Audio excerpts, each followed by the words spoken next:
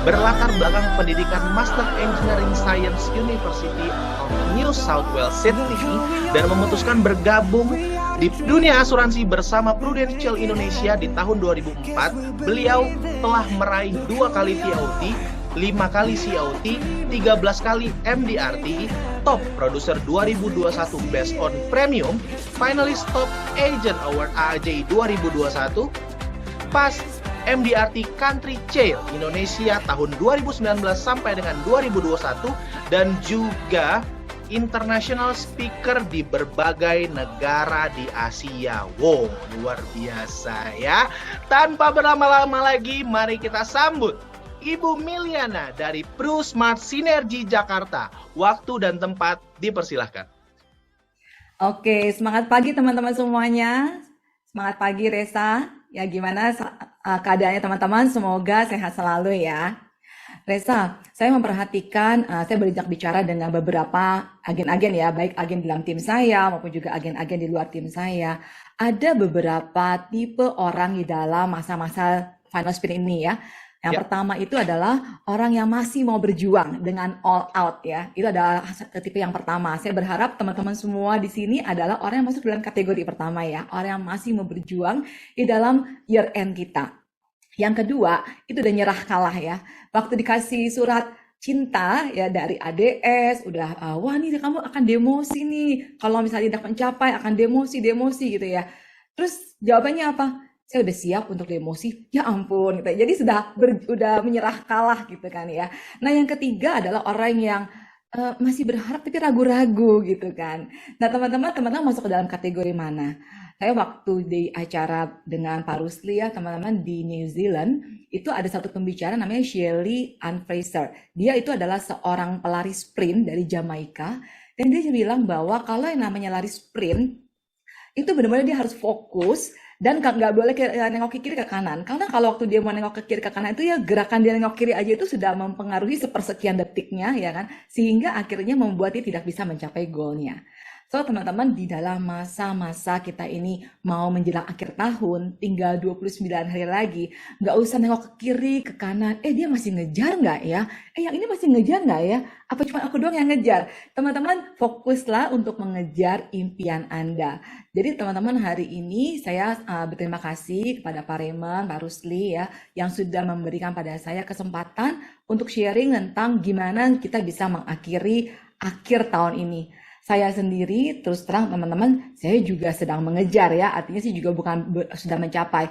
Target saya ingin meraih top of the table. Saat ini saya baru selesai menyelesaikan court of the table dan menuju ke top of the table. Jadi kalau TOT itu targetnya 3,1, saya baru menyampai itu 2M, jadi masih kurang kira-kira 1 miliar something ya, 1 miliar 95 juta gitu kan. Terus mungkin banyak sekali yang bilang gini, Mili mah kalau misalnya TOT pasti bisa lah, merem juga bisa, pasti juga nyampe. Teman-teman, saya merem nggak dapat apa-apa gitu ya. Udah tiup-tiup itu PF-nya saya, proporsi saya juga nggak bergerak-bergerak angkanya ya. Jadi sebenarnya adalah kita emang harus aktivitas.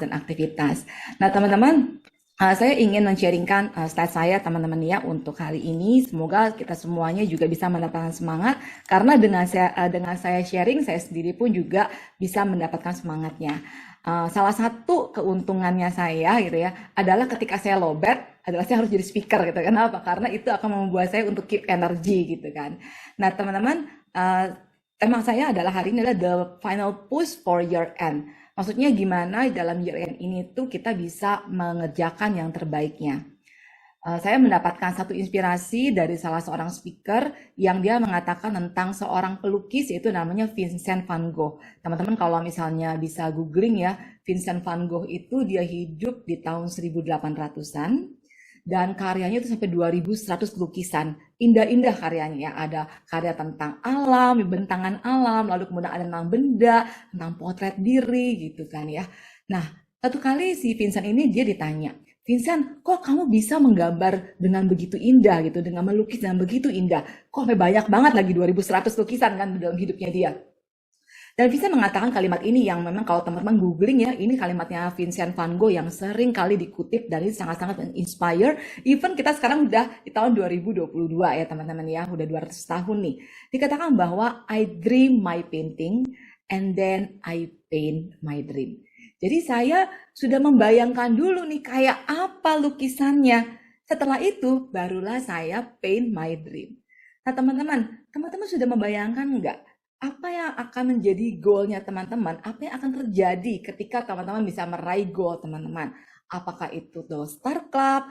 Apakah itu goal Double Star Club ya, PCC? Tadi sudah ada videonya ya.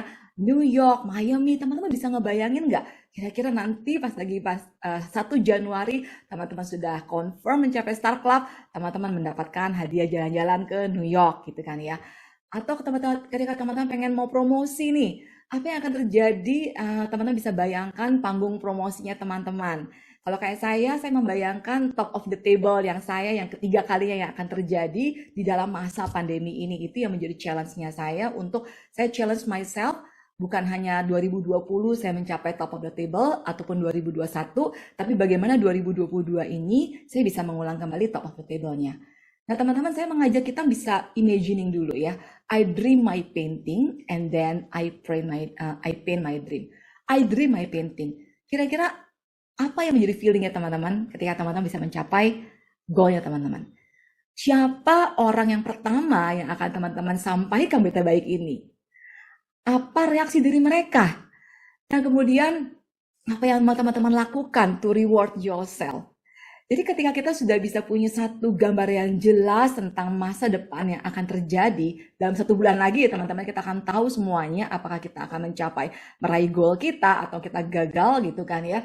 Nah teman-teman, waktu kita bisa fokus melihat keindahan daripada paintingnya kita, maka itu akan memberikan pada kita tuh satu excitement, I paint my dream saat ini.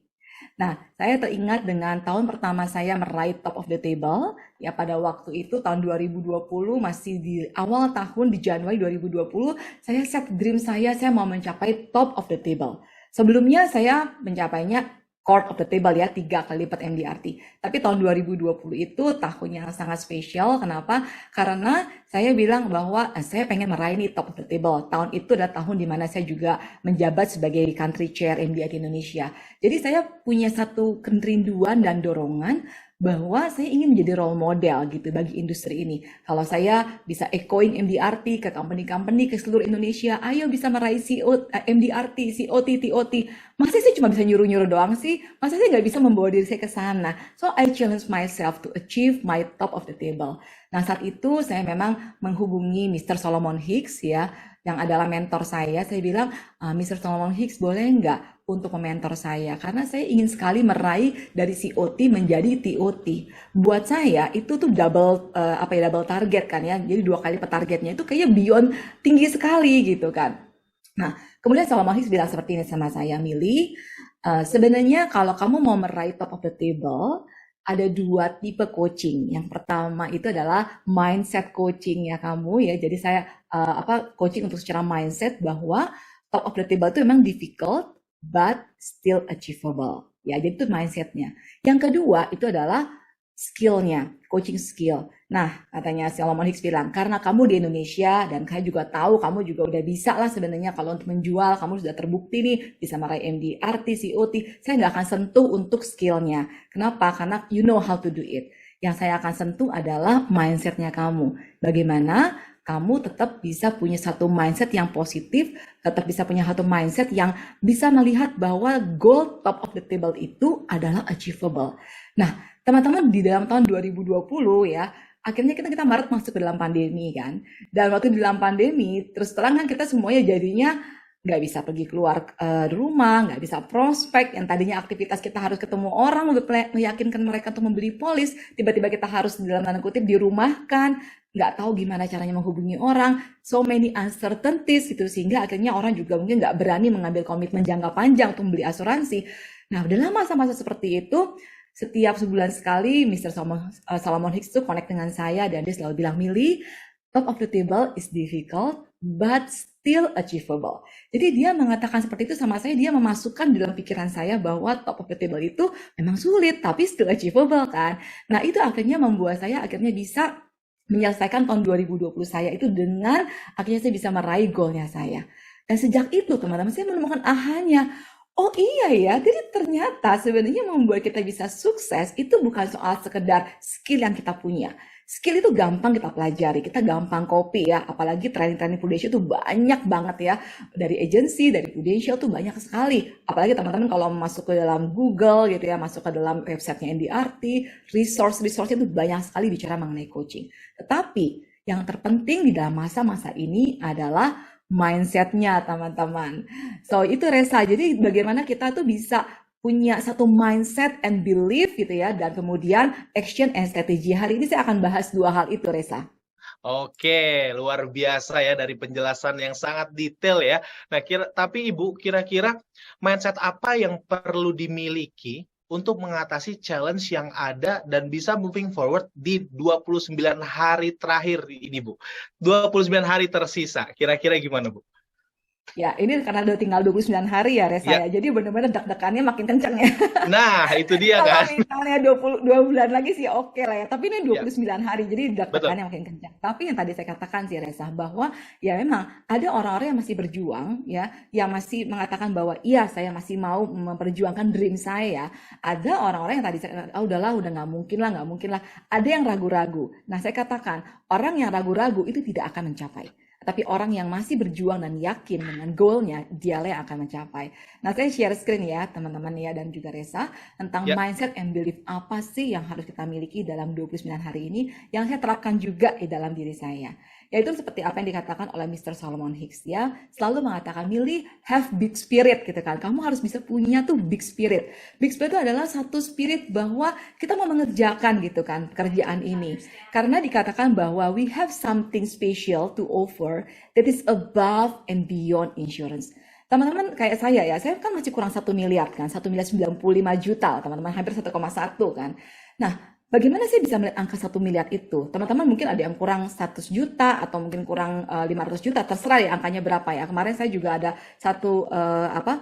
satu tim saya, dia tuh baru mencapai angka 100 juta untuk MDRT. 100 juta kan, MDRT kan 523 kan, sehingga akhirnya harus 500 juta, harus 400 lagi nih.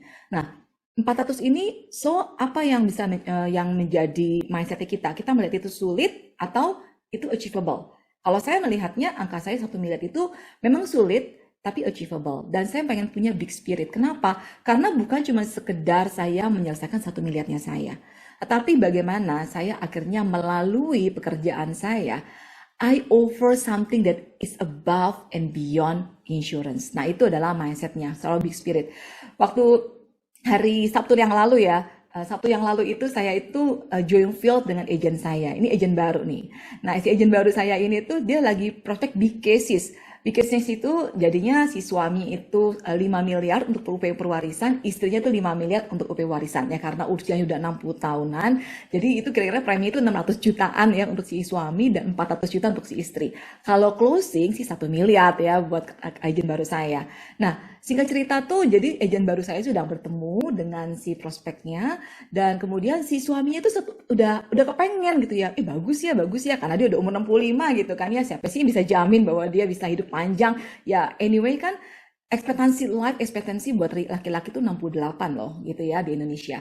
Jadi kalau mau dibilang selalu 65, meskipun harus bayar 600 juta, ya itu tuh sebenarnya masih untung gitu kan, bisa diterima dan bisa ambil 5M. Nah tapi kendalanya adalah si istri. Si istrinya tuh nggak setuju gitu ya. Enggak lah, ini kan kita katanya bakal ada resesi. Ya kalau toh ini bayar bisa, nanti tahun depan bagaimana? Begitu banyak worriness-nya. Nah jadi si agent baru saya bilang gini sama suami saya, David sama Millie boleh nggak dampingi supaya bisa menjelaskan nih gitu kepada prospeknya gitu kan. Nah si prospek ini tuh ceritanya orangnya sangat sibuk sekali dan hanya balik itu di dalam weekend saja. Jadi Sabtu malam saya jam 8 malam itu sudah nongkrong gitu ya untuk bertemu. Tapi masalahnya orangnya datangnya terlambat. Jam 10 malam tuh baru akhirnya dia tiba. Dan jam 10 malam itu di restoran ya. Jadi emang ini restoran punyanya saya punya agent ya. Jadi memang ya ibaratnya tetap dibuka lah ya meskipun udah jam 10 malam kan karena nungguin kan si prospeknya datang. Jadi jam 10 datang kucuk-kucuk dia sendirian, nggak sama istrinya. Lah, padahal sebenarnya kan pengennya tuh kita meyakinkan si istrinya karena si bapak kan juga udah kepengen gitu kan tinggal si istrinya. Terus dia bilang gini, aduh maaf ya, istri saya tuh lagi batuk-batuk, jadinya nggak nyaman kan kalau misalnya datang. Jadi kita yang ngobrol aja deh gitu kan. Nah, akhirnya kita ngobrol di situ jam 12 malam, teman-teman ya. Dan terus kita udah trial closing nih gitu kan. Ya udah Pak, nggak apa-apa Pak. Kita tetap coba ajukan dulu aja paralel dengan nanti kan keluar surat pengantar medical, pasti kan medical kan. Nanti sambil juga kita cari waktu nih buat jelasin ke ibu gitu. Kita udah mau trial closing, tapi si bapak bilang, "Jangan deh, nanti si istri saya kaget lagi tiba-tiba saya udah ada komitmen dengan dengan kamu gitu kan sampai segini besar preminya. Nanti cari waktu untuk bisa ngobrol sama istri saya gitu kan." Nah, singkat cerita pokoknya jadinya kita tuh nggak jadi closing ya jam 12 malam sampai rumah saya jam setengah 1 malam ya teman-temannya setengah 1 dini hari. Terus gitu akhirnya pas lagi berusaha lagi sikat gigi gitu ya. Terus suami saya tuh ngomong sama saya di belakang gitu dia bilang ini, aduh semoga Tuhan kasih kita semangat dan kekuatan ya. Terus saya bilang begini, itu kalimat kamu bagus banget ya, aku bilang itu ya. Bener juga ya sih, sebenarnya waktu kita berdoa, mestinya itu kita bukan berdoa Tuhan supaya closing, tapi seharusnya itu kita berdoa supaya Tuhan kasih semangat dan kekuatan. Karena kan sebenarnya ya kita juga nggak tahu kan closing nggak closing itu kita nggak bisa kontrol. Tapi yang terpenting adalah kita bisa punya semangat dan kekuatan. Nah, singkat cerita akhirnya setelah ditemui istrinya, tetap juga si istrinya nggak mau juga ya. Tapi teman-teman sekali lagi ya, kita harus bisa punya big spirit. Even though kita ditolak, even though kita tuh gagal, even though kita belum bisa mendapatkan hasil. Tapi berdoalah supaya di dalam masa 29 hari ini, Tuhan memberikan pada kita big spirit. Karena semangat dan kekuatan itulah yang masih kita perlukan. Kenapa? Ada agen-agen yang udah mengatakan, udahlah nggak mungkin lah. Aku siap kok di demosi juga. Ya sudahlah nggak apa-apa lah. Teman-teman, itu karena orang itu tidak lagi punya semangat dan kekuatan. Itu bagaikan kamu tuh divonis sama dokter sakit. Dan dikatakan 6 bulan lagi kamu akan hidup ya. Setelah itu ya dia nggak punya semangat. Tapi kalau misalnya orang yang dikatakan divonis oleh dokter sakit, dan dikatakan 6 bulan lagi, dia akan punya semangat. 6 bulan lagi aku mau ngapain nih gitu. Karena what to do gitu kan. Jadi teman-teman yang membuat perbedaan adalah bukan soal situasi kita. Bukan situasinya bisa aja kita ditolak, bisa aja kita juga mengalami delay dan juga ya tadi itu ya udah capek malam nungguin di depan di depan restoran gitu ya dan kemudian juga banyak nyamuk pula jam setengah 1 pagi nggak ada closingan. Tapi ya sebenarnya kita harus bisa miliki adalah the spirit, semangat. Apakah teman-teman punya semangat itu sekarang? Kalau nggak punya, mintalah dan berdoalah supaya teman-teman bisa diberikan semangat dan kekuatan. Dan itu akhirnya jadi doa saya teman-teman. Bagaimana di dalam sisa-sisa waktu yang ini, saya harus menyelesaikan 1 miliar. Tuhan berikanlah pada saya satu semangat dan kekuatan. Berikanlah saya satu spirit. Karena saya tahu bahwa yang saya offer itu is above and beyond insurance. Orang tersebut menolak ya. Maksudnya kayak tadi kan si istrinya menolak 5 miliar. Nah, karena dia tidak paham gitu loh, bahwa sebenarnya yang kita sedang mau berikan adalah sebuah perlindungan, sebuah nilai uang yang akan sangat berguna pada saat the darkest hour happen, ketika asal kegelapan itu tiba. Tapi kita nggak bisa memaksa kan, orang itu harus ngerti nih, lu harus ngerti dong, gue tuh datang ini untuk bisa memberikan lu pertolongan. Ya kita nggak bisa maksa teman-teman. Oleh karena itu, milikilah kebesaran hati, milikilah big spirit, that you have something special to offer, that is above and beyond insurance. Dan believe bahwa pekerjaan kita itu adalah pekerjaan yang memang kita make a living from what you get. Saya berbicara dengan beberapa agen-agen dan dia mengatakan 3 tahun ini menjadi 3 tahun yang sangat berat. 2020 productionnya di bawah 200 juta. 2021 production di bawah 200 juta. 2022 production juga di bawah 200 juta. Kita kan dapat komisi paling besar kan dalam the last 2 years kan. Jadi kalau dalam the last 2 years misalnya teman-teman punya produksi itu di bawah 200 juta. Jadi income teman-teman itu sebenarnya adalah cuma 5 juta ke bawah aja, di bawah UMR. Dan kalau seperti itu gimana teman-teman bisa menyekolahkan anak? Gimana teman-teman bisa makan? Yang terjadi adalah jadi mantap kan ya, makan tabungan gitu kan. So teman-teman coba kalau misalnya teman-teman bayangkan di dalam masa-masa sekarang ini, 29 hari ke depan. Imagine bukan soal New York-nya, imagine bukan soal Miami-nya, tapi bagaimana akhirnya kehidupan ekonomi keluarga teman-teman kembali berjalan dengan baik. Bukan di dalam kondisi minus, bukan dalam kondisi mantap. Teman-teman, you make a living from what you get, but you make a life from what you give. Saya ingin sharing ke teman-teman ya, di dalam tahun ini saya ada melayani beberapa klaim yang besar. Satu klaim yang paling besar yang dalam tahun ini saya tangani adalah klaim meninggal dunia. Jadi klaim meninggal dunia ini tuh adalah usianya 48 tahun, sama kayak saya ya, usia 48 tahun. Jadi dia memang teman sekolahnya suami saya, yang pada tahun 2018 kami temui. Pada waktu itu saya masih ingat banget, kedatangannya di gym ya, kita ketemu di Plaza Indonesia di gym. Dia seorang direktur, sangat-sangat ya sukses, kemudian juga memperhatikan kesehatan, makanya nge-gym gitu kan, dan kita ketemu di sana. Dan dia tanda tangan polis dengan nilai pertanggungan 3 miliar. Single, masih belum menikah, tapi dia sangat aware terhadap insurance, jadi juga dia punya beberapa insurance, nggak cuma di Prudential saja, tapi yang paling besar sama saya, gitu kan ya. Tapi siapa yang sangka 2022 ini, bukan karena COVID loh teman-teman ya, tapi karena penyakit yang lain ya, yang membuat akhirnya penyakit kritis, yang membuat akhirnya satu bulan tuh opnam, dan akhirnya meninggal dunia. Itu cepat banget, dari bulan Juli opnam, terus kemudian di bulan Agustusnya meninggal dunia. Dan akhirnya yang menerima uang 3 miliar itu siapa?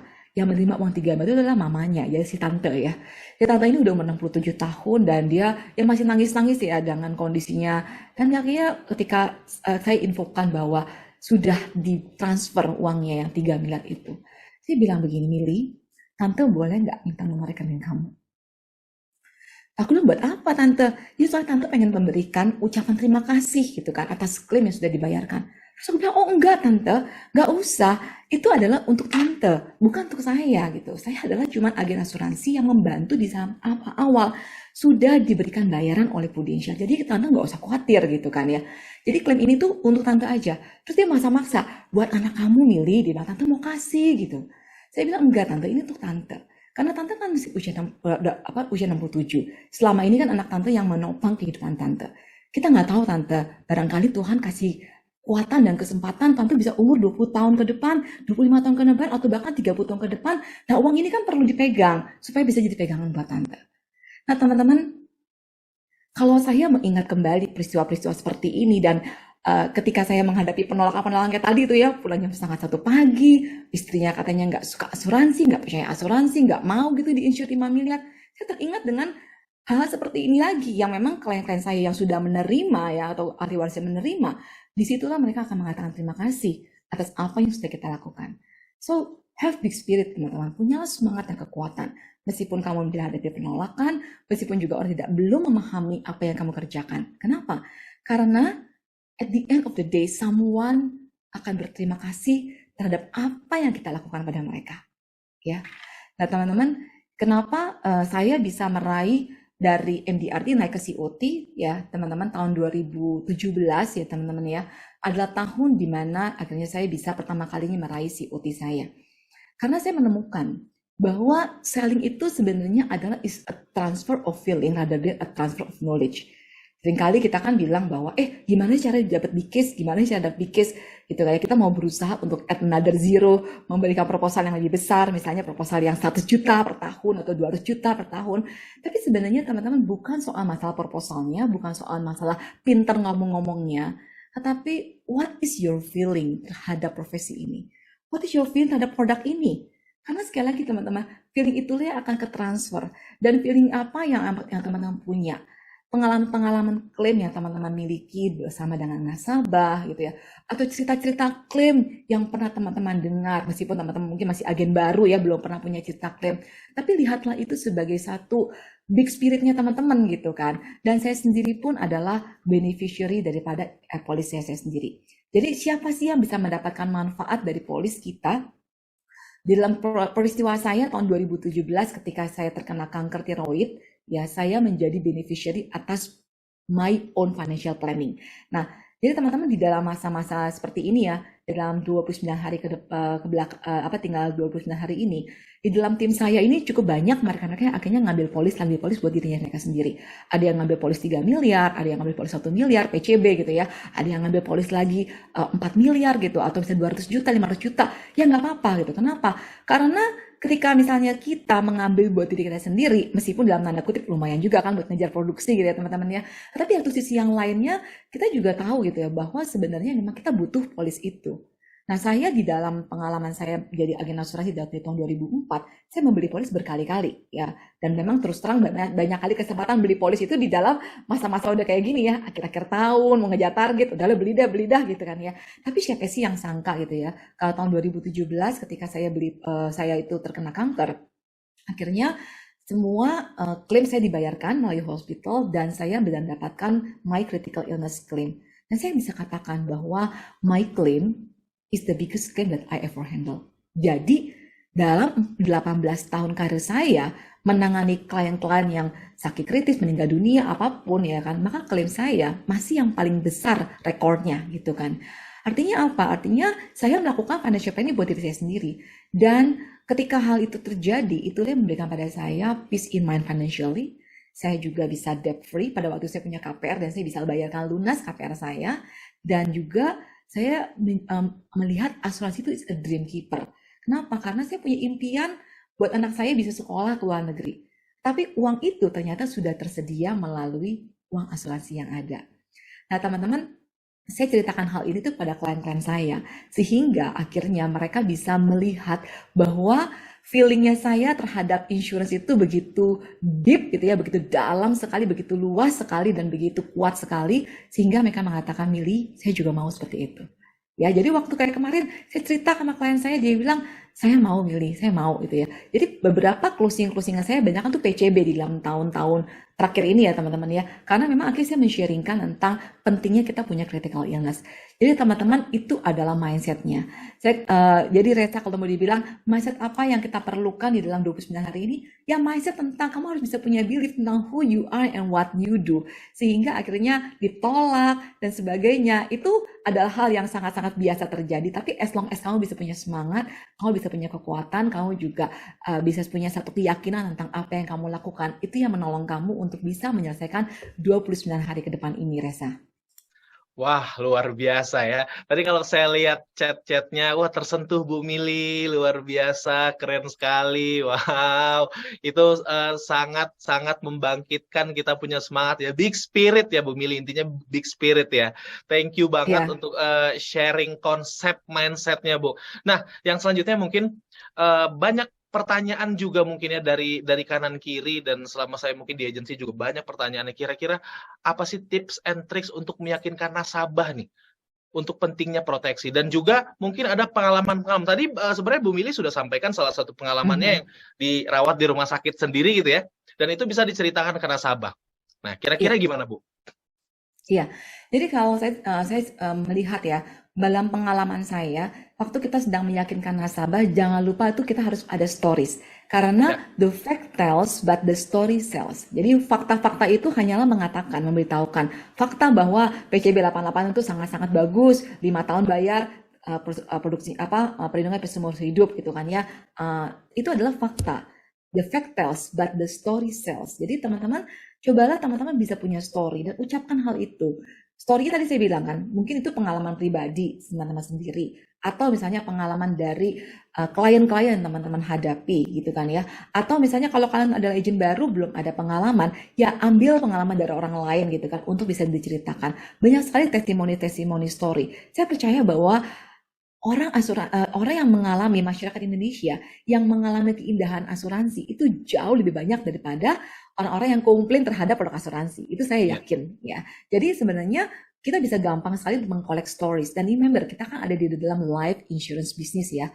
Life insurance business. Jadi memang life yang kita ceritakan tentang kehidupan, bagaimana akhirnya kehidupan itu kehidupan yang memang kalian pelihara melalui polis asuransi. Jadi polis asuransi itu memelihara kehidupan seseorang ya, bagaimana akhirnya kehidupan seseorang itu terpelihara.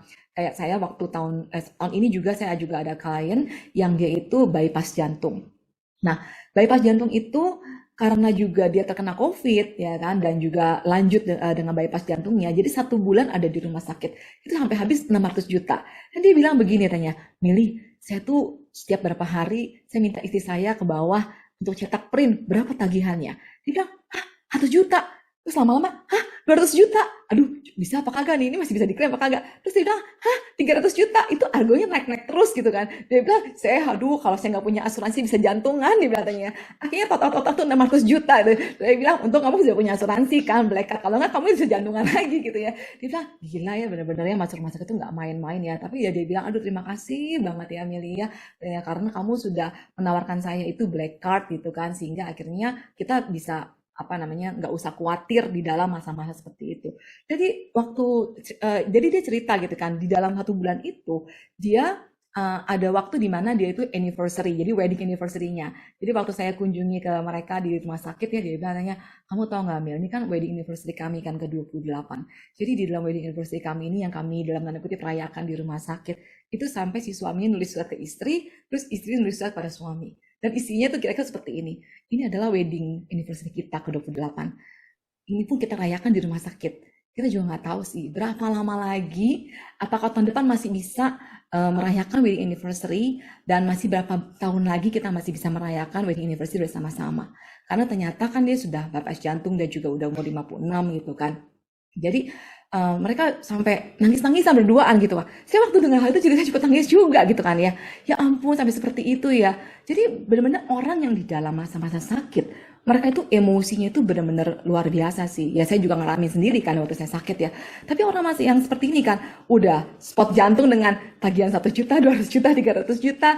Udah gitu juga emosi bersama dengan si istrinya yang ya ibaratnya di tengah-tengah wedding anniversary-nya dia bisa saling tulis surat dan kemudian dengan tangisan seperti itu. Bisa kebayang nggak sih kalau misalnya mereka juga harus stres dengan keuangan. Nah, saya bersyukur banget kalau saya bisa memiliki asuransi sehingga saya bisa punya peace in mind secara financially. Tapi berapa banyak orang di luar sana yang terkena sakit, mereka itu bukan hanya sakit secara tubuhnya, tetapi mereka juga merasa burden secara financialnya. Berapa banyak orang seperti itu? Ada nggak orang di sekitar kita? Kita punya rasa belas kasihan nggak sih sama mereka? Jadi waktu kalian bisa melihat orang-orang yang seperti itu ya, keluarga-keluarga yang bergumul dengan kesulitan keuangan, harus minta-minta, ibaratnya harus menunggu BPJS yang panjang gitu kan, karena harus tunggu dan sebagainya. Teman-teman punya belas kasihan nggak? Waktu kamu bilang seperti itu, kamu lihat list prospek kamu lagi. Waktu kamu melihat lagi list prospek nama kamu lagi, dan kamu pikirkan, kalau orang-orang yang ada di dalam list nama ini mengalami hal seperti itu, kamu rasanya gimana sih? Kalau kamu bisa punya kekuatan untuk bisa menolong, why don't you help? Jadi seperti kayak misalnya dokter ya, di dalam masa-masa COVID ini kita banyak kan dokter-dokter yang juga akhirnya meninggal karena COVID, dan mereka akhirnya menunjukkan diri mereka nggak ngumpet di dalam rumah, mereka tetap keluar, mereka tetap berjuang, mereka tetap menolong pasien gitu kan. Jadi dokter, mereka punya skillnya, mereka punya ekspertisnya, dan mereka akhirnya turun tangan, mereka keluar, dan akhirnya mereka menolong pasien-pasien untuk bisa selamat dari COVID. Nah, kamu sebagai agen-agen, kamu tahu produknya, kamu punya skillnya, kamu punya lisensinya. Masa kamu diam-diam di rumah aja sih? Ayo kamu keluar, ayo kamu tolong dong orang-orang di sekitar kamu. Begitu banyak orang-orang yang menantikan pertolongan kita. Masa kamu diam aja sih? Nah, itulah yang membuat akhirnya saya bisa punya mindset big spirit. Because we know what we offer is not just an insurance, but it is above and beyond insurance.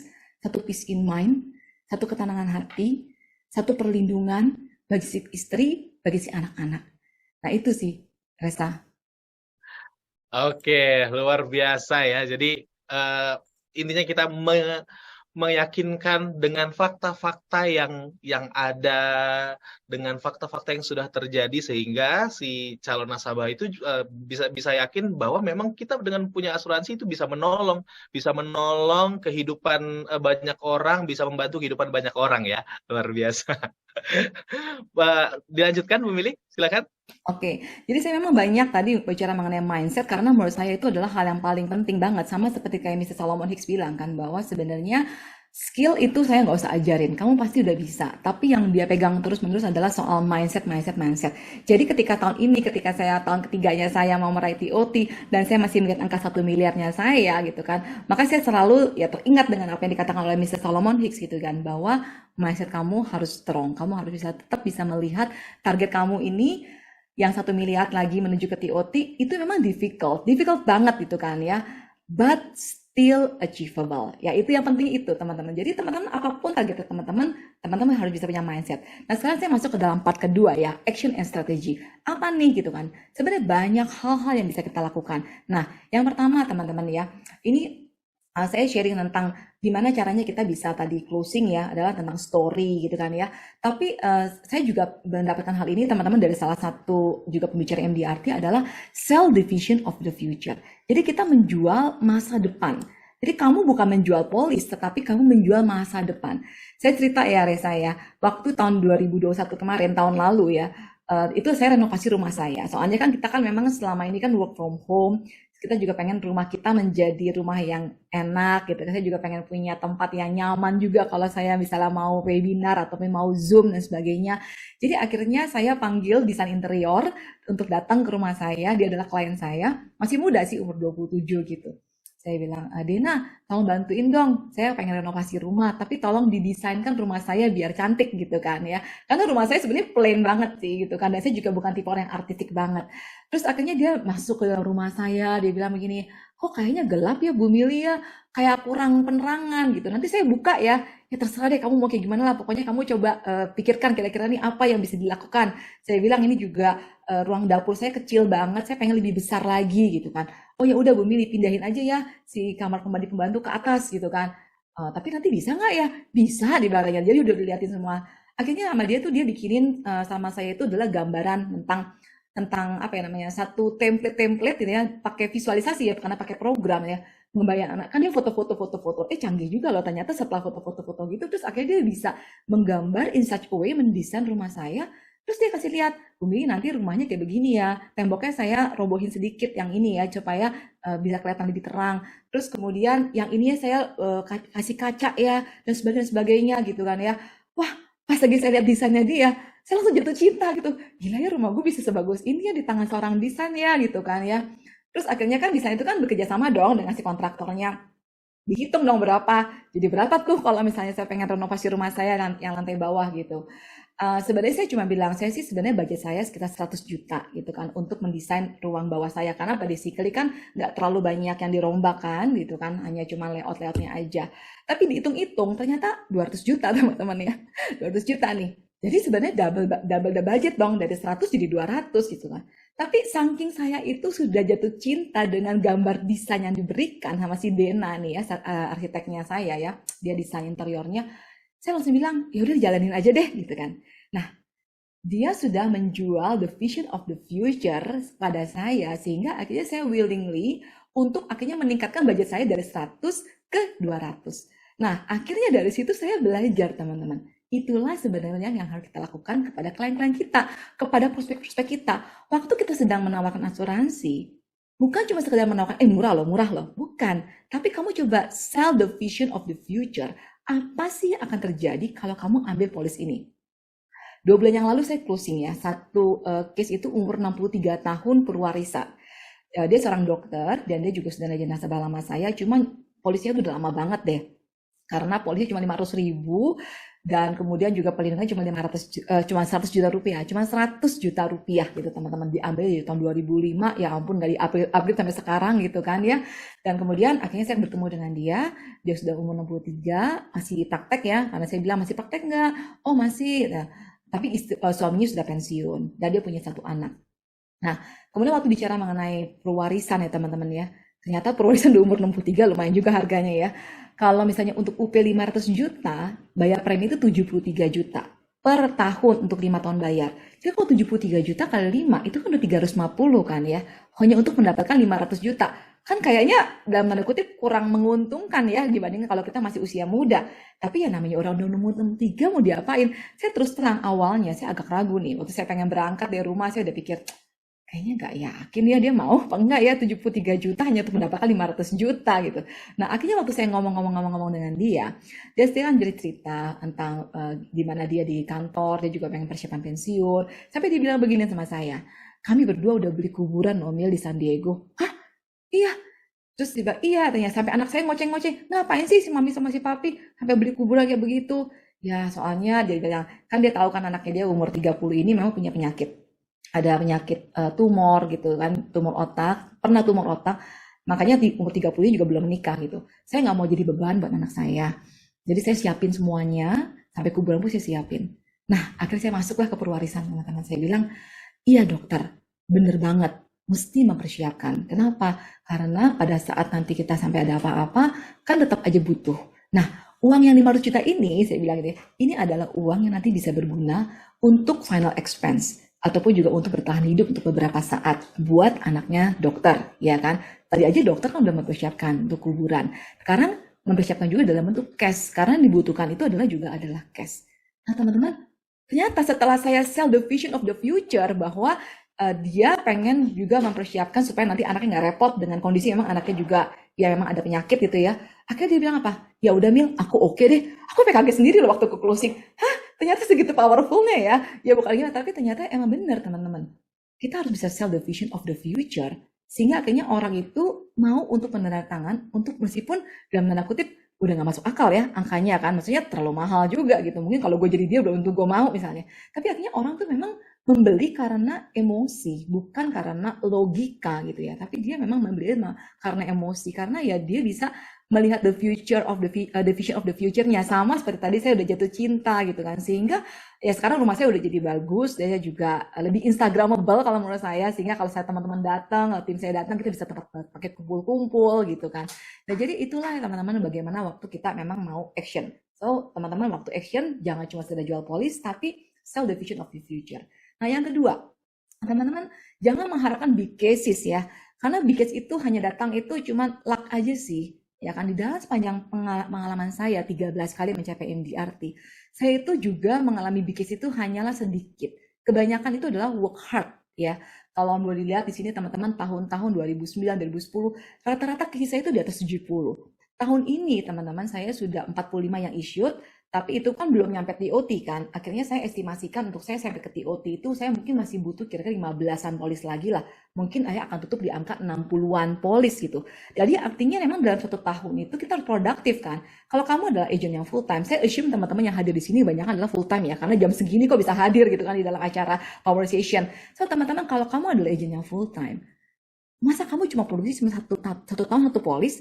Kemana aja gitu kan ya. Tapi kalau kamu aja yang full time, ya kamu harus bisa punya banyak polis. Kayak saya, bukan saya sombong ya, tapi ya hampir tiap minggu ada closingnya. Karena kalau dalam satu tahun itu 52 minggu, dan memang di atas 50 jumlah polis, artinya ya memang satu minggu satu minggu satu. Memang tidak selalu satu minggu ada closingan, kadang-kadang ada yang off, ada yang jeda. Tapi nanti ada tuayan tiba-tiba langsung 3 atau 4 misalnya gitu. Itu wajar, tapi in average, ketika kamu average up, itu harusnya memang kita kalau mau mencapai MDRT harus di atas 40 polis sih.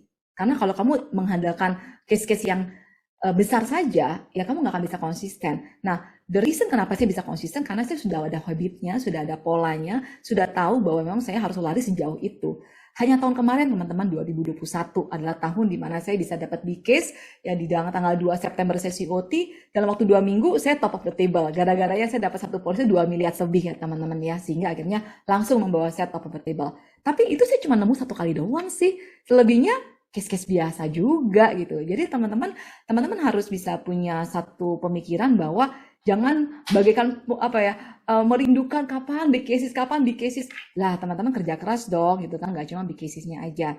Nah saya dalam strateginya saya kan memang mau mencapai top of the table, jadi saya kan mesti menaikkan saya punya average case-nya saya kan. Nah untuk menaikkan average case-nya saya, maka yang saya lakukan adalah saya mempromosikan program prestige. Nah kenapa? Karena program prestige ini adalah pertama ya, dia itu bisa UP lebih bisa mendorong orang tuh bisa punya UP lebih besar. Karena kan jadinya pengen bisa jadi prestis ya. Sebagai informasi teman-teman, nanti teman-teman pelajari lagi ya tentang prestis ya. Prestis itu bisa dicapai dengan 2 kriteria. Atau Yang pertama adalah kalau akumulasi preminya di atas 500 juta, itu prestis dalam 12 bulan. Jadi kalau misalnya di dalam Proforce kita bisa masuk ke dalam dashboard, kita bisa melihat nasabah prestis kita ataupun potensial prestis.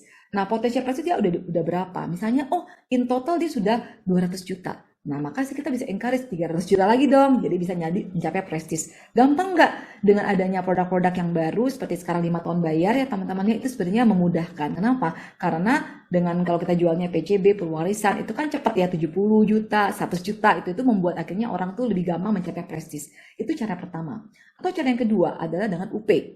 Nah, UP ini sebenarnya caranya UP bukan UP sendirian, tapi UP satu keluarga. Seperti kayak saya sendiri pun adalah nasabah prestis. Jadi pemegang polisnya saya karena saya sebagai agen, tapi TU-nya adalah saya, suami saya, dan 2 anak saya. Jadi kalau misalnya dengan komposisi berempat seperti ini, anak 2M, anak pertama 2 miliar, anak kedua 2 miliar ya, terus suami dan istri kan tinggal 6M dibagi 2 kan, jadi 3M udah selesai.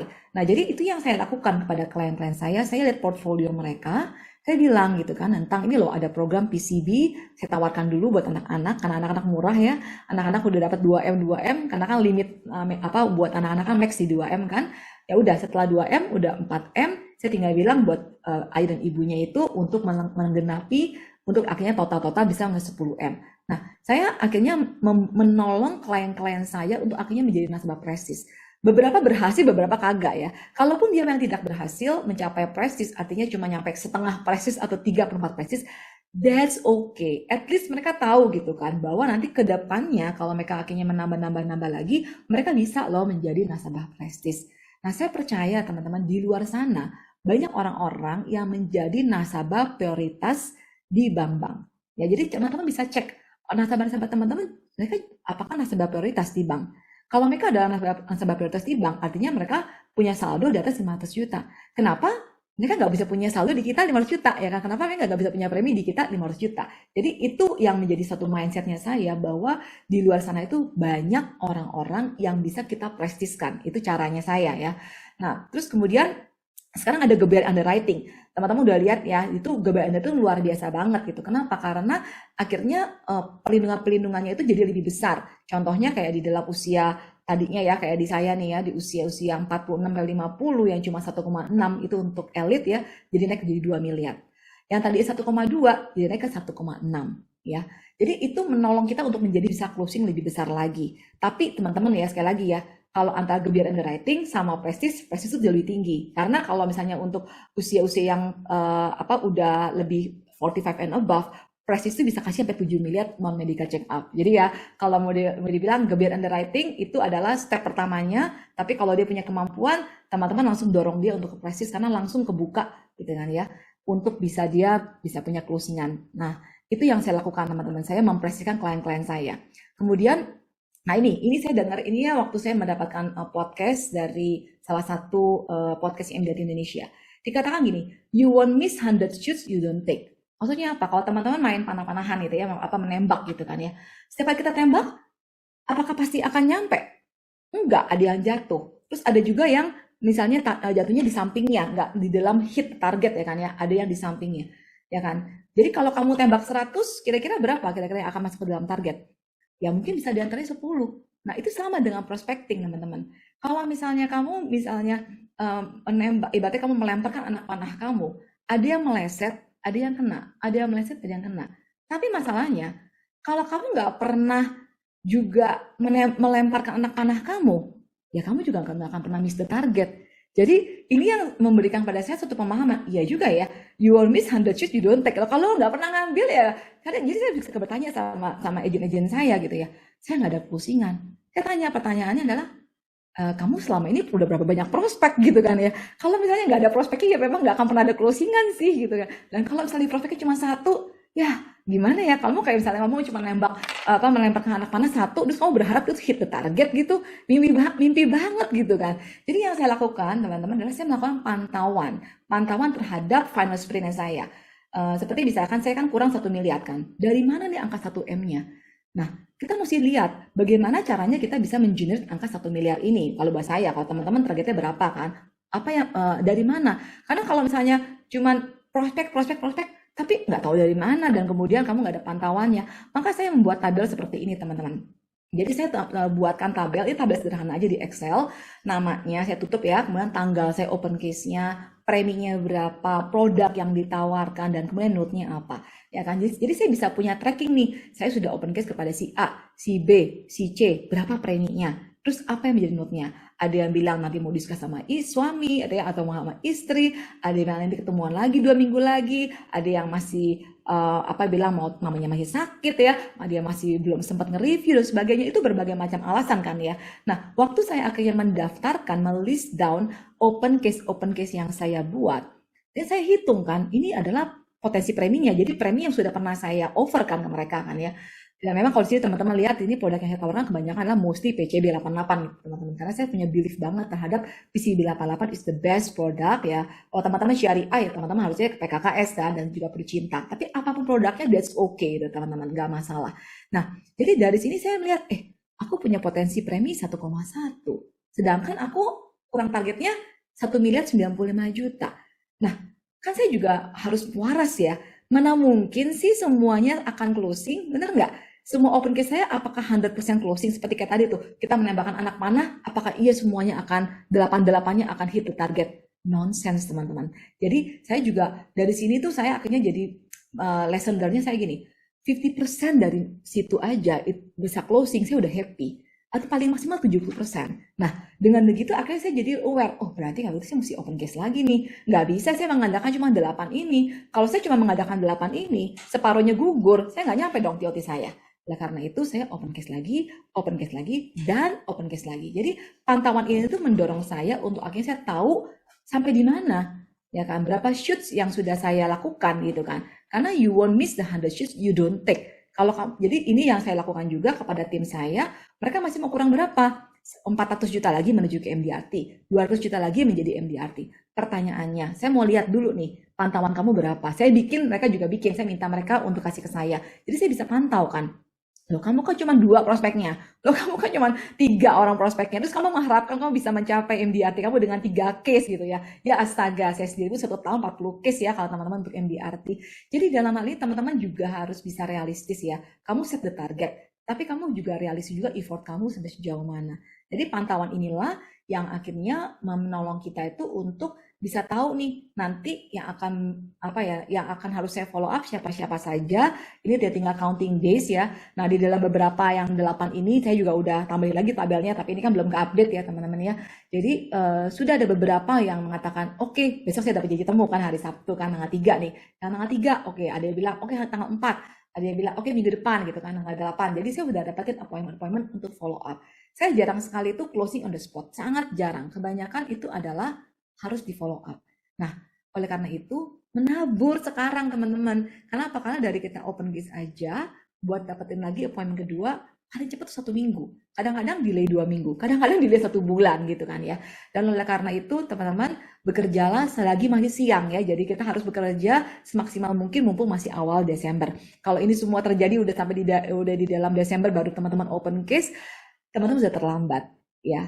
Jadi itu teman-teman bagaimana kita melakukan strategi-strategi, bagaimana kita bisa melakukan strategi, dan saya juga melakukan namanya We Love You Call. Ini saya suka banget dengan kata-kata We Love You Call. Tadinya saya sebutnya sebagai calling day. Calling day itu ya teman-teman kita sama-sama calling gitu kan ya. Nah, tapi yang saya lakukan adalah calling day. Kita mengubah namanya bukan calling day tapi We Love You Call. Artinya sebuah panggilan bahwa saya mencintai kamu. Waktu saya sapa prospek saya sebenarnya I love you gitu. Saya hanya mau menyapa, saya memperhatikan kamu, saya mengasihi kamu. Nah, Senin dan Kamis itu adalah hari di mana saya bersama dengan tim saya, kami sama-sama 1 jam ya teman-teman yang melakukan We Love You Call. Dari jam 6:30 sampai jam 7:30. Setelah itu kita lanjutkan dengan meeting gitu kan ya. Jadi 1 jam kita siapkan gitu ya. Mau berapa pun yang hadir lah, mau 4 orang, mau 5 orang, mau 8 orang. Pokoknya saya ada di sana. Itu kita melakukan We Love You Call. Apa yang kita lakukan sih dalam We Love You Call? Kita sama-sama ada di dalam Zoom. Kita tutup videonya. Kita tutup audionya ya. Tapi kita masih ada videonya. Artinya kita present kan, kita hadir kan. Dan setelah itu adalah ya kita hubungin. Jadi saya menghubungi, terus tim saya juga menghubungi, itu menghubungi gitu kan. Jadi kita merasa ada kebersamaan waktu kita sedang mengerjakan. Ya kita sedang sama-sama mengerjakan We Love You Call ini. Ya jadi dengan adanya habit ya, Senin Kamis itu ya, setiap 1 jam 1 jam.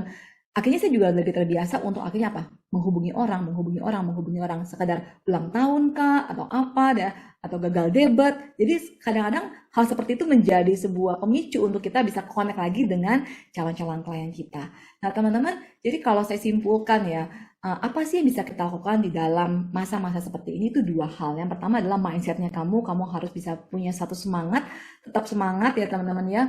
It is difficult but still achievable. Saya katakan pada diri saya sendiri juga. Saya masih kurang 1 miliar untuk menuju ke TOT. It is difficult, Millie, but it is still achievable, Millie, gitu ya. Saya katakan seperti itu. Yang kedua, action. Actionnya adalah saya harus mendaftarkan list prospek saya. Saya harus tulis nih siapa-siapa. Dan kemudian saya hubungi mereka, saya minta janji mereka, saya pantau mereka. Dan teman-teman nggak bisa melakukan ini sendirian. Teman-teman harus punya komunitas. Jadi teman-teman bersama-samalah dengan timnya kamu, bersama-samalah dengan rekan-rekan kamu gitu ya, peersnya kamu, untuk sama-sama berjuang. Sehingga akhirnya kita bisa meraih juga spiritnya itu tetap ada. Karena setelah We Love You Call, biasanya kita akan sharing nih, kamu bisa dapat berapa janji, kamu dapat penolakan apa, dan sebagainya. Nah, itu menolong kita untuk akhirnya kita dikuatkan. You are not alone, we are together. So, mari kita sama-sama menyelesaikan akhir tahun ini dengan mencapai kesuksesan kita. Keep your dream alive, teman-teman. Oke, saya kembalikan kepada Reza. Oke, Bu Mili, terima kasih atas penjelasan action dan strateginya, itu sangat luar biasa ya. Tapi sebenarnya Bu Mili, saya masih punya beberapa pertanyaan lagi nih. Mohon maaf Iya, kalau misalnya oke, saya nggak banyak apa-apa. tanya ya. Mohon maaf kalau misalnya saya banyak tanya. Karena Oke. saya yakin juga saya dan teman-teman di sini juga pastinya mau mendapatkan sharing yang lebih dari Bu Mili nih, karena ini sangat luar biasa ya. Ini pertanyaan yang sering banget ditanyakan oleh banyak agent gitu ya, apalagi sudah di final lap. Nah, pertanyaan yang pertama, langsung saja saya tanyakan 2 pertanyaan ya. Pertanyaan yang pertama, Bu, gimana kalau seandainya kita sudah kehabisan prospek? Itu paling mendasar banget ya. Dan yang kedua, di final lap, kira-kira schedule kerjanya Bu Mili itu seperti apa sih? Apakah setiap hari prospek, call, dan lain-lain? Kira-kira gimana, Bu? Oke, thank you ya pertanyaannya ya Reza ya. Memang ini paling banyak dan sering kali kita alami juga ya. Ya. 18 tahun saya di sini juga Nah, pertanyaannya, aduh siapa lagi ya, siapa iya, lagi gitu betul. ya. Tapi sebenarnya gini loh, kita jangan punya mindset tertutup ya, tapi kita harus juga punya mindset yang terbuka. Kenapa? Karena saya melihat bahwa justru setelah pandemi ya, pasca pandemi, orang awareness orang terhadap asuransi menjadi lebih luas. Ya, menjadi lebih terbuka, mereka juga lebih menerima. Ya kan, masalahnya mereka punya uang apa kagak, maksudnya gitu kan ya. Mereka sadar sih tentang pentingnya asuransi, tapi mereka punya uang apa kagak. Jadi waktu kamu cari list prospek, tentunya kamu harus yang punya kriteria dong. Kriterianya adalah orang yang memang punya kebutuhan terhadap asuransi, yang kedua memang punya uangnya. Dan untuk itu cuma 2 aja sih kalau kriterianya, dia butuh dan dia memang punya uangnya. Nah, kebutuhan itu kita bisa gali kan. Ya kan, kayak tadi saya ketemu sama si dokter, setelah ngobrol-ngobrol saya bisa gali kebutuhannya. Oh ya, ternyata dia butuh untuk persiapan gitu kan, dan untuk kewarisan dan sebagainya. Nah, teman-teman, saya percaya bahwa sebenarnya prospek itu ada di sekitar kita. Cuma masalahnya adalah apakah kita menganggap mereka prospek. Jadi sebenarnya banyak orang yang di dalam list handphone nama kita itu ya, banyak sekali di dalam grup. Kita kan masuk banyak dalam grup kan, di sosial media kita yang suka nge-like kita misalnya ya, atau yang kita follow. Nah, pertanyaannya apakah kita menganggap mereka sebagai prospek? Nah, itu jadi bukan soal nggak ada prospek, tapi prospeknya ada, tapi apakah kamu melihat mereka sebagai prospek? Atau kamu udah keburu takut dulu nih, kayaknya nggak mungkin lah, dia kayaknya nggak punya duit lah, dia kayaknya pelit lah, dia kayaknya udah punya banyak penyakit lah gitu dan sebagainya. Jadi terkadang tuh yang menjadi Mental kendala block itu ya, Bu? adalah dalam pikiran kita, betul. Ya. Padahal sebenarnya open your eyes and open your ear. Di luar sana tuh banyak sekali prospek. Saudara kamu berapa banyak yang belum kamu insure? Orang di sekitar kamu, yang di tetangga-tetanggamu, berapa banyak belum kamu insure? Orang yang ada di dalam WAG kamu nih, berapa banyak yang belum kamu insure? Kamu coba lihatin nama-nama yang tadi itu ya. Coba kamu renungkan, kamu lihatin nama-nama tersebut. Orang-orang ini kan bukan orang yang nggak mungkin mati ya. Orang ini juga orang nggak mungkin sakit kan ya. Mereka bisa sakit, bisa meninggal. Yang tadi itu. Nggak semua orang bisa punya privilege untuk bisa memiliki asuransi. Ya kan, maksudnya kalau kayak saya gitu, saya melihatnya, saya nggak semua orang bisa memiliki seperti kayak saya gitu kan, untuk bisa memiliki asuransi seperti ini. Tapi saya pengen nggak gitu orang-orang lain di luar sana juga bisa mengalami apa yang saya alami. Saya mau nggak supaya mereka juga bisa punya peace in mind sama seperti apa yang saya miliki juga. Jadi ya ketika saya melihat seperti itu dan saya membayangkan kalau dia sampai ditinggal meninggal gitu ya, kalau ini sampai sakit, apa yang terjadi, kok saya nggak melakukan apa-apa. Nah disitulah akhirnya saya terdorong untuk akhirnya melihat mereka sebagai prospek. Jadi cara pandangnya harus seperti itu, Reza. Ya, Oke. oke. Nah sekarang pertanyaan yang kedua tentang schedule ya. Nah schedule seorang agen asuransi itu harus seperti apa sih? Dulu ketika saya pertama kali masuk ke dalam asuransi tahun 2004 itu terus terang kan karena saya masih punya baby ya. Now my baby sekarang udah umur 19 tahun ya. Jadi waktu dulu saya masih punya baby, saya punya pandangan bahwa sambil saya ngurus anak, sambil saya ngurusin asuransi. Jadi sebenarnya asuransi ini adalah profesi yang sambil-sambilannya sambil saya ngurus anak kan. Sehingga akhirnya ketika anak-anak semakin besar, masuk ke preschool, masuk ke TK, saya akhirnya jadinya lebih banyak menghabiskan waktu untuk antar jemput anak gitu kan. Nah, itu akibatnya kenapa jumlah prospeknya saya dalam 1 minggu paling cuma 1 atau 2 gitu.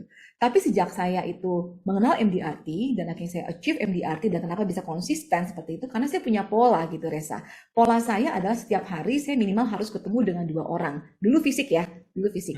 Sekarang kan online kan lebih gampang ya. Satu hari ketemu 2, satu hari ketemu 2, satu hari ketemu 2. Jadi kamu lihat nih, schedule kamu selama 29 hari ke depan udah penuh belum sih dengan appointment? Kalau belum penuh dengan appointment, dua appointment, kamu harus gelisah dalam diri kamu ya. Harus siapa lagi ya? Harus siapa lagi ya? Jadi kamu harus bisa bikin hari-hari kamu itu penuh dengan appointment.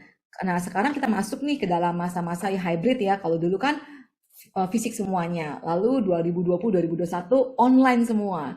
Nah, 2022 ini kita kan mix ya. Sometimes kita bisa bertemu dengan dia secara virtual, sometimes kita bertemu dengan dia secara fisik. Biasanya saya lakukan, saya tanya sih. Saya biasanya nanya, aku mau update nih tentang program-program yang terbaru dari Prudential. Cukup 30 menit aja. Kira-kira kamu lebih prefer ketemu di Zoom atau kita ketemuan ngopi?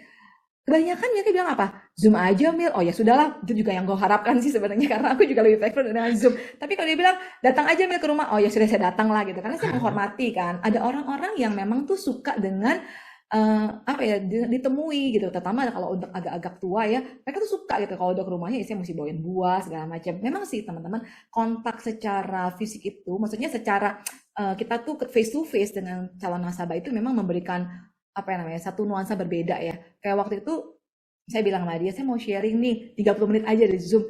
Datang aja nih ke kantor. Oh ya udah datang ke kantor. Ternyata 2,5 jam nggak closing pula. Ya ampun, 2,5 jam nggak closing. Tapi ya sudahlah. Anyway, saya dapat pertemanan, saya dapat mendapatkan aha-aha dari dia juga, sharing-sharing. Ya udahlah ya, maksud kita nggak usah terlalu kayak merasa kok kecewa gue nggak closing. Ya sekali lagi teman-teman harus bisa mix gitu loh antara appointment yang online dengan appointment yang offline. Tapi pastikan hari-hari teman-teman itu terisi dengan appointment minimal 2.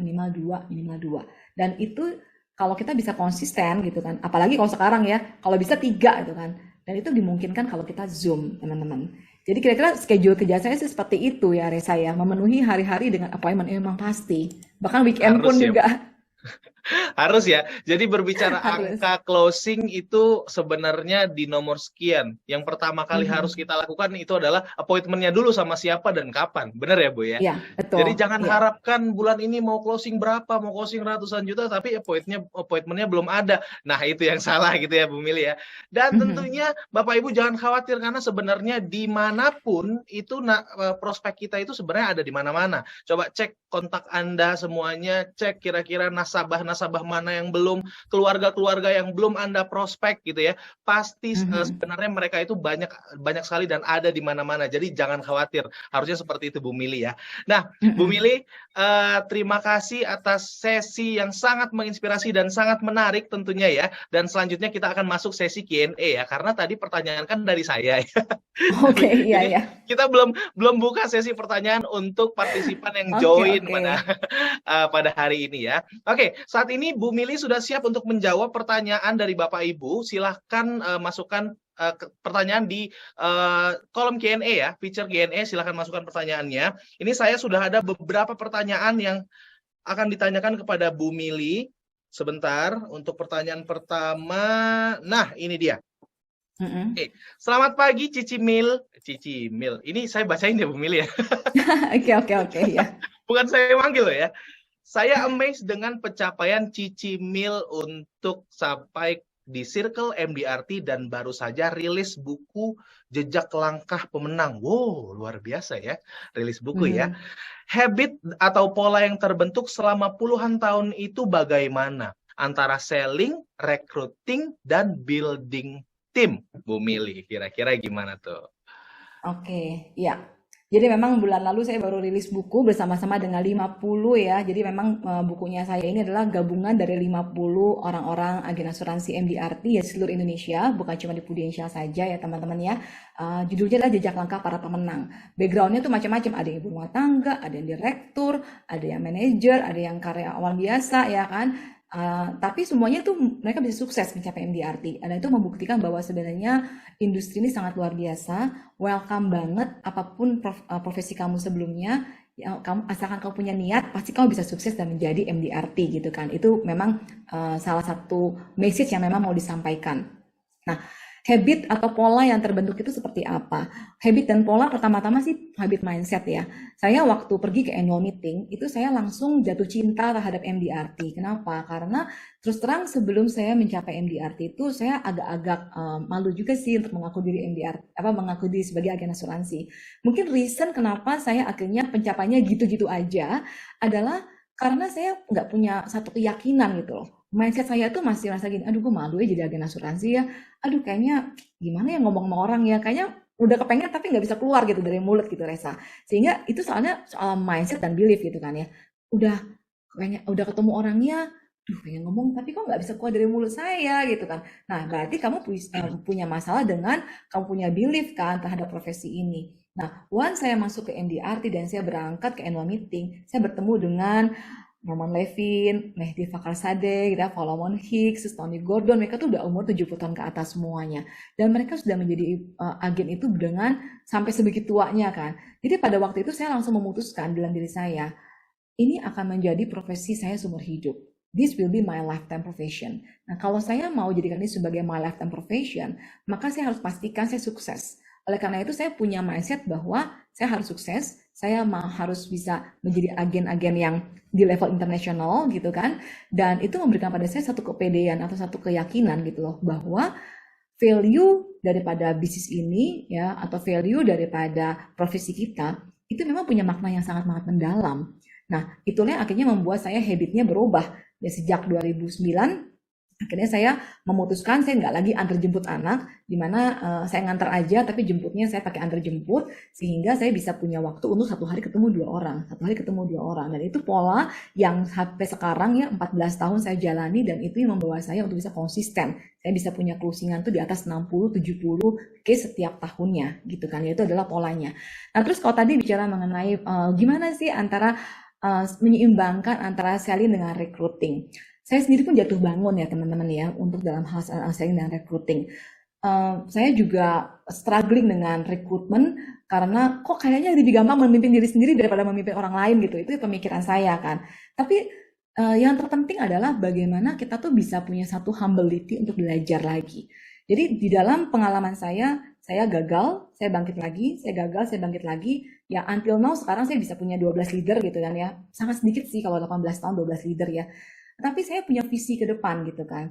Nah terus terang teman-teman saya ini memang lagi dalam perencanaan membuat satu agensi baru ya tahun depan. Mungkin banyak yang bilang, gila ya orang kayak begini bikin justru merger agency, kok milih pengen bikin agency gitu ya. Saya declare seperti ini tuh teman-teman karena kenapa? Karena saya punya visi gitu loh bahwa aku mau belajar gimana pengembangan tim.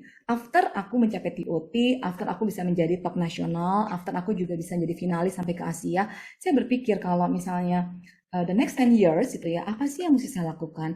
Apakah saya hanya mengulang saja prestasi saya atau saya akhirnya mau pass on my skill and my value to the next generation? Dan itu sebabnya mengapa akhirnya justru di dalam tahun ini adalah tahun persiapan saya yang untuk bisa buka KPM, adalah tahun di mana saya mulai banyak rekrutmen. Nah, memang nggak gampang, tapi akhirnya ketika saya mencoba ada hasil juga loh ternyata, dan saya lumayan mulai ada hasilnya itu sedikit demi sedikit, dan itu akhirnya membuat saya excitement, dan saya punya visi gitu ya bahwa one day agensi yang baru saya ini adalah agensi yang isinya adalah orang-orang yang memang punya prestasi dan MDRT. Mungkin itu adalah satu visi yang mungkin bagi banyak orang akan mengatakan, mana mungkin sih, kamu kan cuma jagonya kan selling, mana mungkin kamu bisa jago pengembangan tim. Tapi I challenge myself itu. I want to stay foolish, aku mau belajar untuk bisa, kayak katanya Forrest Gump gitu ya. Gimana caranya dia bisa mengatakan kalimat gini ya, bahwa life is like a chocolate gitu kan, stay foolish aja gitu. Stay foolish artinya kamu harus keep humble dan belajar. Dan itulah yang membuat akhirnya kita bisa berhasil. Nah, selama kita memang mau belajar, dan saya menyediakan diri saya mau belajar from the beginning. Saya belajar from the beginning gimana caranya saya bisa building team, bagaimana saya bisa mengembangkan, dan saya percaya ketika saya mau belajar dari nol, masa sih saya nggak ada hasil ya. Jadi teman-teman, it's not about the skill sekali lagi, tapi it's about the mindset and it's about the spirit. Pertanyaannya, kamu punya spiritnya nggak untuk selling? Kamu punya spiritnya nggak untuk recruiting? Nah, saya mau menumbuhkan spiritnya saya, baik untuk selling maupun sekarang mau menuju ke recruiting dan development. So, big spirit teman-teman. Oke, big spirit, lagi-lagi big spirit ya. Punya spiritnya nggak Bapak Ibu? Harus punya spiritnya supaya kita bisa terus maju ya. Oke, pertanyaan yang selanjutnya. Nah, ini dia. Bisa sharing bagaimana cara efektif saat follow up calon agent agar tetap mau menerima kita. Calon klien agar mau ya, tetap menerima kita untuk berbincang lebih lanjut. Gitu ya. Biasanya kan sudah ditolak, udah nggak mau terima lagi ya, takut sama agent asuransi udah kayak COVID gitu ya, takut orang-orangnya. Terus gimana cara tips and triknya Bu Mili supaya tetap diterima oleh calon klien nih Bu Mili? Iya, jadi gini, kalau saya juga banyak pengalaman ya dalam waktu kita follow up, kan kita udah open case nih. Setelah open case, gimana caranya kita bisa closing gitu kan? Mau closing, kita kalau misalnya salah bertanya dapetnya juga dapat jawabannya berbeda gitu. Kalau misalnya saya tanya gini, gimana Pak? Tanya Pak Reza gimana? Apakah sudah cocok dengan programnya? Misalnya Pak Reza, apakah programnya sudah bisa saya proses? Misalnya gitu ya. Kebanyakan jawabannya ada dia nggak jawab dan malah jadi hilang. Jadi oleh karena itu, kalau namanya follow up, kamu udah open case kan? Jadi mintalah waktu untuk ketemuan lagi. Jadi caranya selalu adalah minta waktu untuk ketemuan, bukan menanyakan mau apa kagak melalui WA. Itu sangat-sangat gagal. Saya mengalami itu. Beberapa akhirnya prospekan saya akhirnya jadi hilang gara-gara saya salah nanya sih ya gitu kan. Nah akhirnya saya akhirnya mulai untuk pokoknya minta appointment lagi, minta appointment lagi, minta appointment lagi. Nah, bagaimana cara minta appointment? Ya, kita bilang begini, oh ya Pak, ya kayak kemarin ya, oh ya Bu, saya dari saat ini Prudential lagi ada gebiar underwriting. Ini ada promo-promo yang Bapak bisa consider. Kemarin kan saya sudah jelaskan nih tentang programnya, tapi saya ada mau menambah informasi-informasi baru yang mungkin juga bisa menjadi consideration buat Bapak Ibu untuk memutuskan. Boleh ya kalau saya sharingkan hal ini lagi 30 menit saja. Jadi saya selalu mengatakan hal seperti itu. Kemarin saya coba ya teman-teman ya, akhirnya tadinya saya tawarin itu PCB itu, karena dia usia 56, 1,2 kan, 1,2 kan non-medical. Saya bilang bahwa, dengan adanya promo gede underwriting jadi 1,6 loh gitu. Terus dia bilang ini, oh ya 1,6 lebih besar ya Mil ya. Gitu. Jadi udah mulai ada minat gitu. Nah jadi dalam hal inilah cara-cara kita untuk artinya intinya adalah minta appointment. Apapun alasannya ya, bilang ada tambahan info atau misalnya kayak sekarang nih gebiar underwriting gitu kan, ada kemudahan-kemudahan, ada apa namanya promo-promo yang dari company yang untuk memudahkan kamu untuk bisa menjadi nasabah prestis misalnya.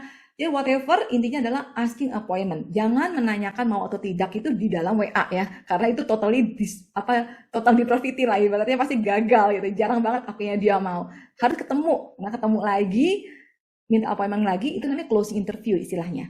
Closing interview di mana kita meyakinkan dan kemudian ya dia mau. Ya, jadi seperti itu ya caranya ya untuk kita bisa memfollow up kembali prospekan yang sudah kita open case. Oke, intinya harus ketemu ya, jangan by WhatsApp ya. Karena kalau by WhatsApp ujung-ujungnya hilang nanti ya, nggak dibalas, ujung-ujungnya hilang. Kita masih berharap aja tapi ujung-ujungnya hilang ya. Oke, terima kasih Bu Mili. Nah Bu Mili, mungkin pertanyaan terakhir ya, kita juga mempersingkat waktu ya. Karena sebenarnya sih masih mau tanya-tanya terus, tapi ya udahlah, dengan sangat terpaksa saya kasih pertanyaan terakhir deh ya. Oke. Cici Mili mau tanya ya.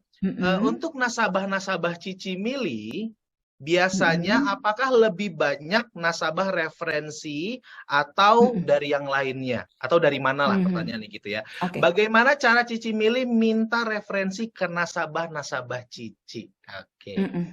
Oke. Gampang banget sih itu buat dijawab ya sebenarnya.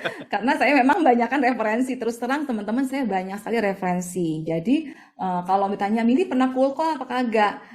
Pernah tapi nggak berhasil gitu ya, karena saya bukan tipenya. Mungkin karena saya orangnya pemalu dan saya juga nggak punya courage gitu ya untuk bicara sama orang asing.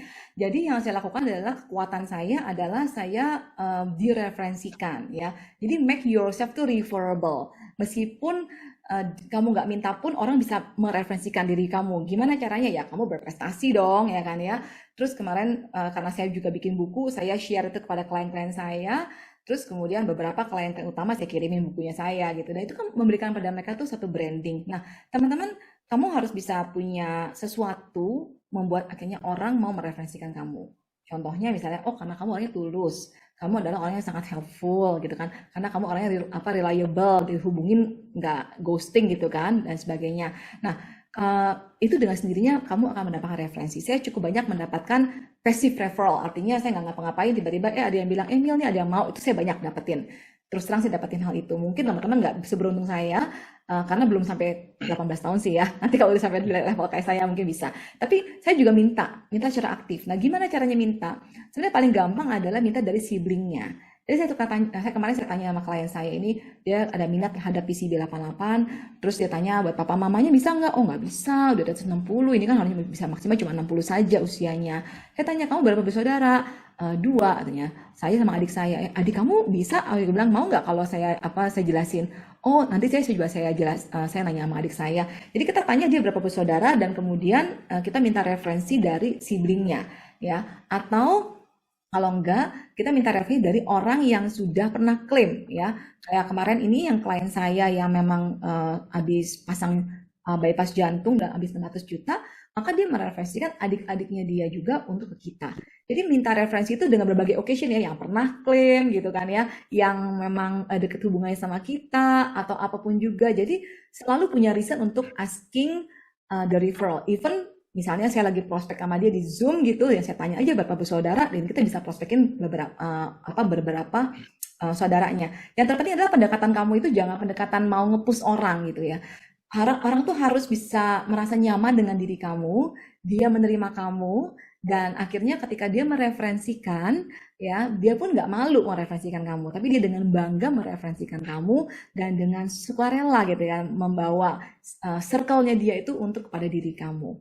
Jadi kalau pertanyaan tadi gimana cara mendapatkan referensi, ya pertama-tama memang harus, are you referable apa tidak, ya kamu ada orang yang memang referable atau kagak, dan kemudian kamu asking lah gitu, asking aja. Jadi memang kalau mau dibilang sekarang saya punya 600 nasabah, separuh lebih itu sebenarnya dari referensi sih.